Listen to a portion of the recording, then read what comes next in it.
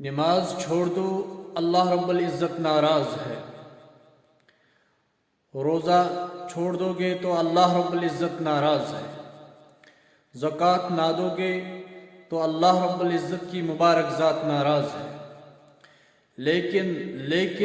لیکن ایک گناہ بہت ہی خطرناک ہے میرے بھائیوں، وہ ہے اللہ رب العزت فرماتے ہیں یا سود چھوڑ دو یا میری ذات اور محمد رسول اللہ صلی اللہ تعالی علیہ وسلم کی ذات کے ساتھ جنگ کے لیے تیار ہو جاؤ۔ لہذا یہ سود بہت ہی بدترین گناہ ہے۔ اس کے متعلق محمد الرسول اللہ صلی اللہ تعالی علیہ وسلم نے فرمایا، سود کا ایک درہم جانتے بوجھتے ہوئے کھانا 36 مرتبہ زنا کرنے کے برابر ہے۔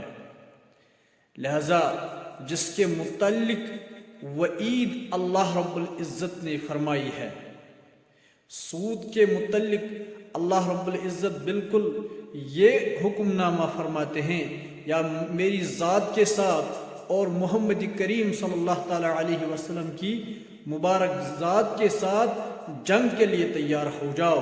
لہذا ہمیں اس سود سے اجتناب کرنا چاہیے۔